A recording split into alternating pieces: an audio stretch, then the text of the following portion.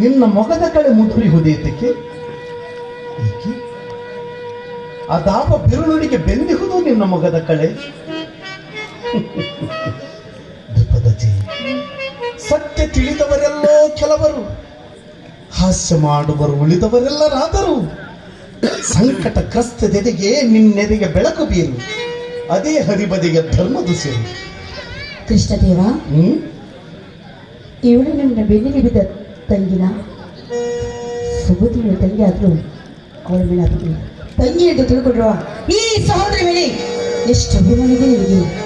ಓ ಕಾಕಸ್ತ ಪ್ರದ್ಭಾವಿ, ಇವಳಿಗೆ ತುಂಡು ಮನೆಗೆ ತಂದಿನ ಬೆಂಕಿಯ ಮಗಳು ಬರಸಿಲ್ಲ ಉಂಡೆ ತನ್ನ ಹುಟ್ಟಿ ಮಕ್ಕಳ ಪಾಡನ್ನು ಗುಡಾರದಲ್ಲಿ ಬಚ್ಚಿಟ್ಟು ಈ ದ್ರೌಪದಿ ನನ್ನ ಗಂಡನೊಬ್ಬರನ್ನೇ ಕಾಲಿಗೆ ಕಳಿಸಿರುವ ಉರಿ ಮಾರಿಯ ಹೆಣ್ಣು ಇವಳು.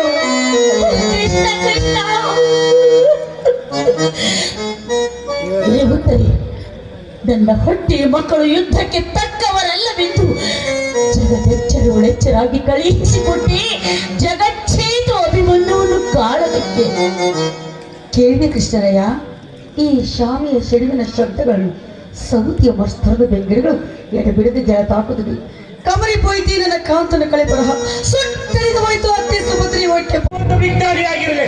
ಆ ಕರ್ಣನ ತೆರೆ ತೆಗೆಯುವವರೆಗೂ ಈ ಸಾಂಖ್ಯರ ಕುಂತಿಯ ಮಕ್ಕಳು ಎಂತಾದರೂ ಕರ್ಣನನ್ನು ಕೊಲ್ಲುವುದು ಕಠಿಣ. ಏನದು ಕರ್ಣನನ್ನು ಕೊಲ್ಲುವುದು ಈ ಕೌಂಟರಿಂದ ಅಸಾಧ್ಯವಂತೆ. ಅಣ್ಣನವರ ಉದ್ಧಾರ ಸತ್ಯ, ತ್ರಿವಾರ ಸತ್ಯ.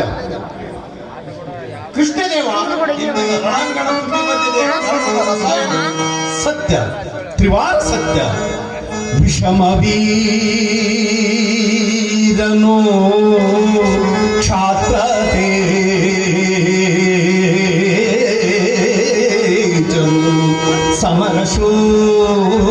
ಸಮರಶೂರನು ಸೂತ ಪುತ್ರನು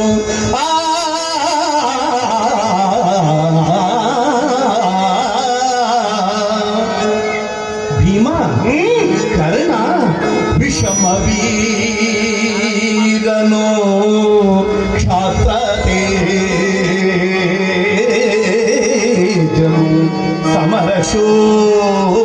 ಸಮರಶೂರನು ಸೂತ ಪುತ್ರನು